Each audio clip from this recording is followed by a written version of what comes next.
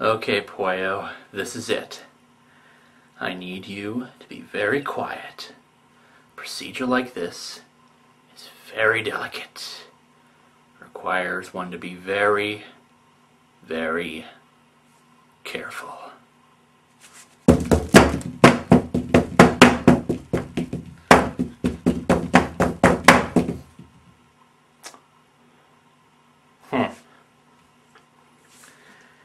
Maybe if I hit it with the screwdriver instead.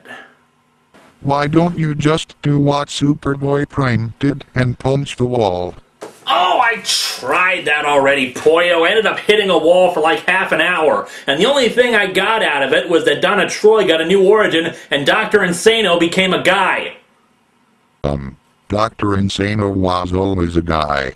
Yeah, just keep telling yourself that. There's gotta be some solution to this. I can't think in this silence. Put on a movie or something. What movie do you want? I don't know, surprise me. How about clones of Bruce Lee? Clones of Bruce Lee. Clones of Bruce Lee. Clones. I met you on a Thursday, Friday I took you home. Well, Saturday I'm begging you, baby, just leave me alone. You're turning me upside down, pull me to the ground when you shake me, shake me. I'm giving you what you need and I'm begging, please don't break me, love.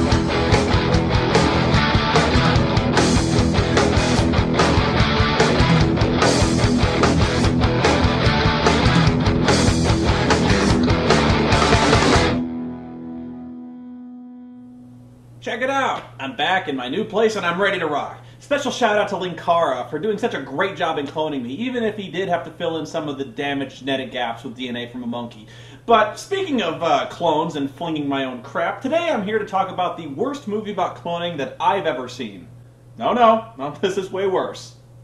Okay, that was pretty bad, but this one is even worse, believe me. And even more shocking, it's a Bruce Lee movie. Kind of hard to believe, isn't it? I mean, has Bruce Lee ever made a bad movie?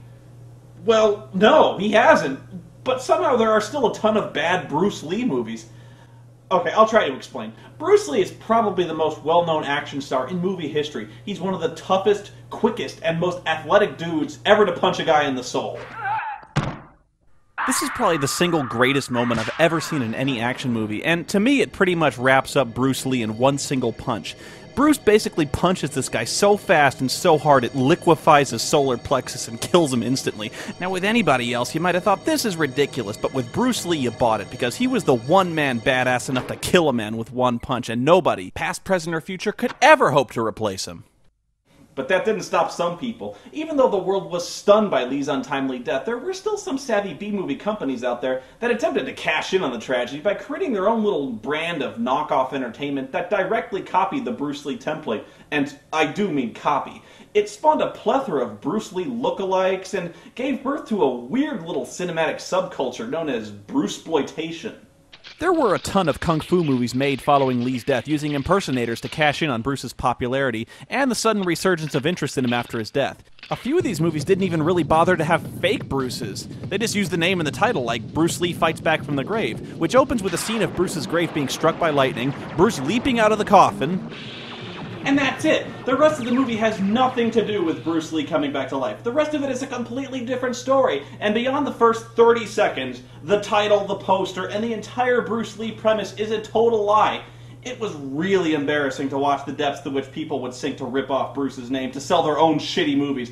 But then someone had the most brilliant idea ever. Why stop at copying Bruce Lee once? Let's copy him, 4 times. You know, with cloning. So they did, and here it is, The Clones of Bruce Lee, an almost impossible movie to find unless you know some especially deranged Hong Kong bootleggers. And I do.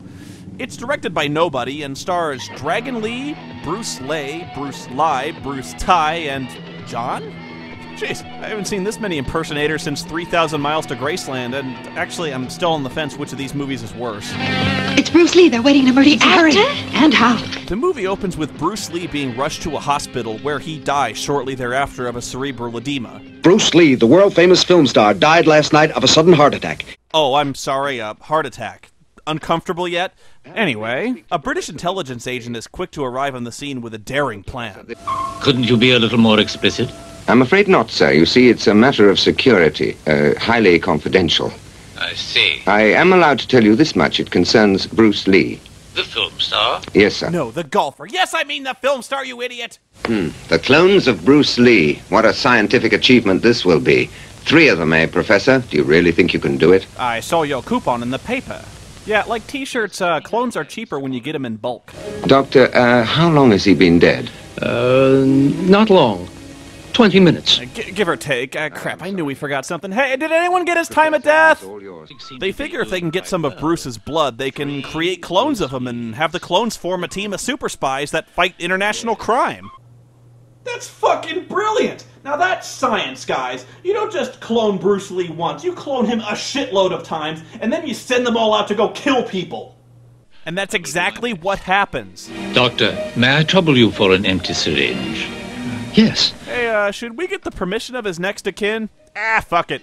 With nothing more than one syringe full of blood, the scientist goes back to his lab and together with his 2 foxy nurse assistants, goes about the mind-bendingly complex task of creating the world's first viable, perfect clone of another human being. And judging from the lighting, he's doing it inside a disco.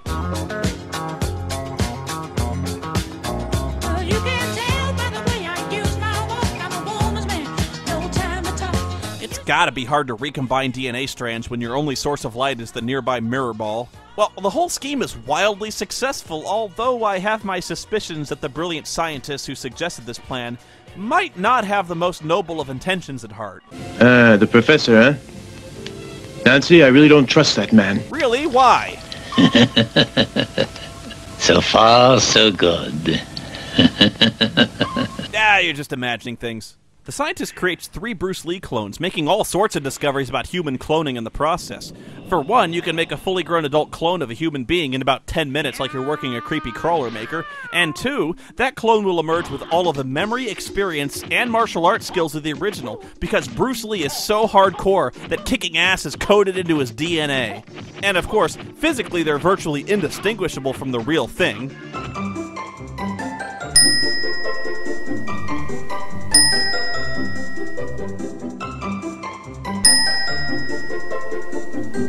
But he runs into a problem.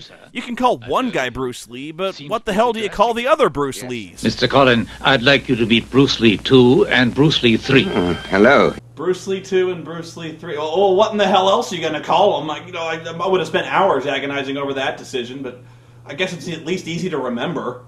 Good night, Bruce. Oh, hello, Bruce. How are you, Bruce? Big crook, Bruce. Where's Bruce? It's not here, Bruce. Blimey, it's hot in here, Bruce. It's hot enough to boil a monkey's bum. Anyway, the first order of business is to put the clones into the brain scrambler and hypnotize them all into total blind loyalty, because we wouldn't want 3 Bruce Lee clones being subverted by some other evil mad scientist, now do we? We just gotta take precautions, that's all I'm saying. Ah, good. You may place the head plate on him now. Yes, sir. Did I say head plate? I meant salad bowl. Alrighty, the clone's snark levels are at 98%.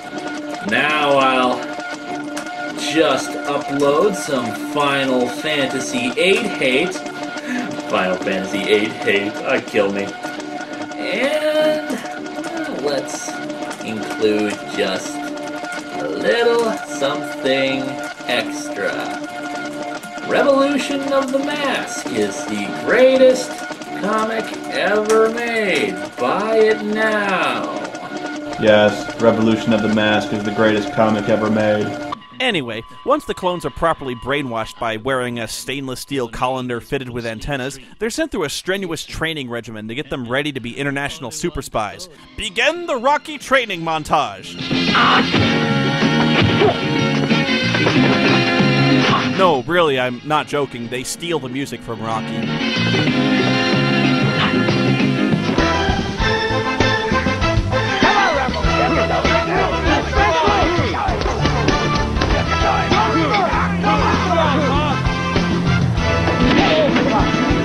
Wait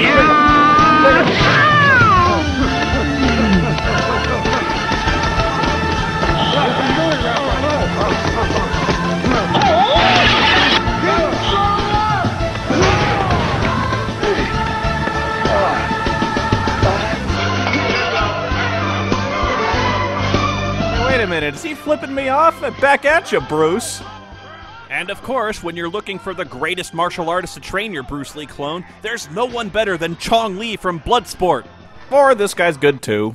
Now, the first 5 techniques are dragon, tiger, snake, panther, crane. Yeah, shouldn't we be learning Jeet Kune Do, Sensei? It's only the style Bruce Lee is most known for. Yeah, whatever. Time for disco fighting!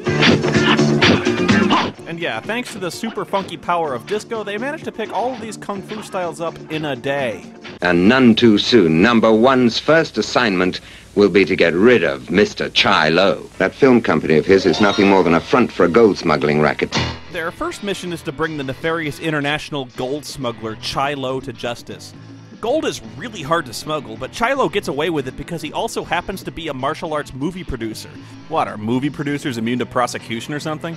But luckily, this presents the ideal opportunity for the good guys to send Bruce Lee in undercover as a movie star, infiltrate Chai Lo's organization, find the gold, and bust the bad guys. And believe it or not, this plan actually seems to work. Bruce Lee 1 just walks onto a movie set and starts fighting stuntmen in front of the worst matte painting in the world. Where's this movie supposed to be taking place? On the top of Mount Kilimanjaro? Heaven?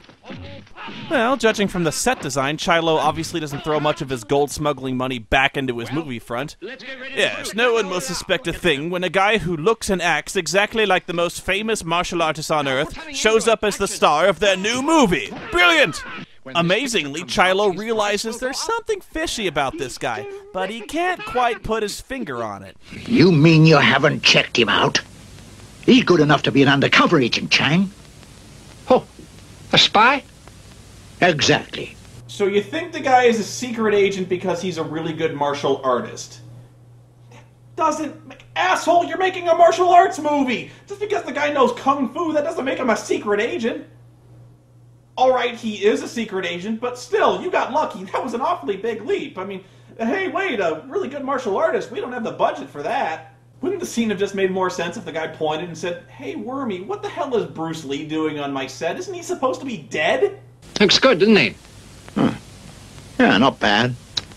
Okay, I know he looks nothing like Bruce Lee, but I'm going by movie logic here. We all know that clones tend to have minor physical and psychological variations because of irregularities in the RNA recombination sequencing. In other words, cloning isn't really what you'd call an exact science. Oh my god, I love Bruce Lee movies! This is the greatest Bruce Lee movie I've ever seen in my life! Silence, you fool! Don't you know that character is trademarked? Unless we kill the other one. Permanently. Look, I told you if you're going to stay at my place, you need to stop killing people. Especially me! Okay, jeez. Look, I kill a guy one time and now I'm never going to live it down for the rest of my life, am I? So on the hunch that Bruce Lee is a secret agent, Chai Lo and his flunky try to brainstorm what to do about him. I've got to tell you, I really don't get what's with Chai Lo's wormy sidekick. He's always giggling, and I think the dude's got brain damage or something. Yeah. He's terrific! I want you to get rid of him fast. Anyway, Chai Lo decides that whether Bruce 1 is a spy or not, it makes much more sense to quietly send 2 guys to beat him to death with their bare hands. So that it looks nothing like an accident? Okay, who do you suggest that we use? White Panther and Quick Tiger. So he hires these 2 guys, Mark Hamill and John McEnroe. Well, it's a good thing they dressed inconspicuously, huh? Don't these guys just scream professional hitmen to you? I love how Chai Lo's plan is to send 2 martial artists against a man who is widely regarded as one of the greatest martial artists in history. You pay for that, you dirty killer! Did he just say you'll pay for that, you dirty Jew? You pay for that, you dirty killer! So, moving on. Since Bruce Lee just beat up John McEnroe, Chai Lo realizes that beating Bruce Lee in martial arts is clearly impossible. They've got to take him out. But how to do it so no one gets suspicious? Oh, you know we go ahead with the film as planned and shoot him in front of the camera. That's the best idea you've had. Yeah, it's great. We can capitalize for years on his death when this picture comes out. Why, that's brilliant! We stage a weapons malfunction with one of the on-set firearms so that Bruce Lee gets shot, but it still looked like an accident. It worked for Brandon Lee.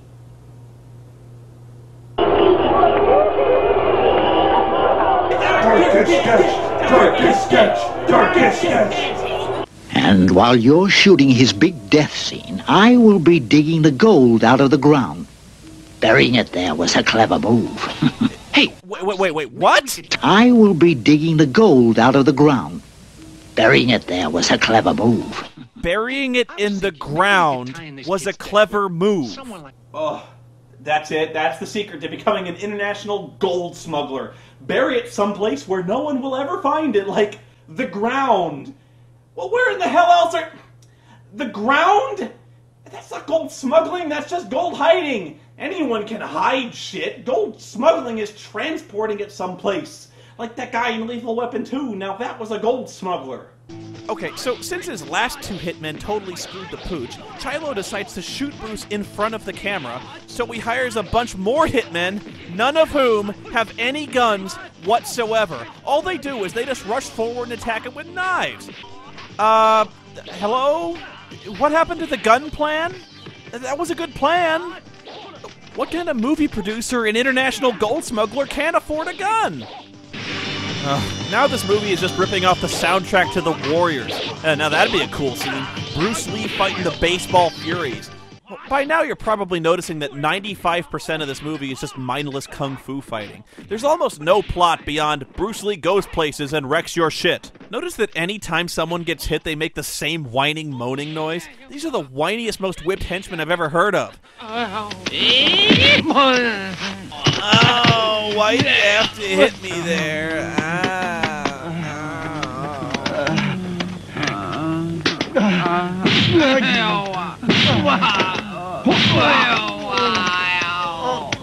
While the hitmen are keeping Bruce busy, Chilo goes to his magnificent hiding spot and digs up all the gold he was hiding in his, clever hiding spot, the ground, and he tries to make his getaway on a sailboat. Yeah, that's his super secret smuggling vehicle, a fucking sailboat. It's so lame that Bruce just catches up to him by fucking swimming, and then, of course, there's another fight scene. Get him!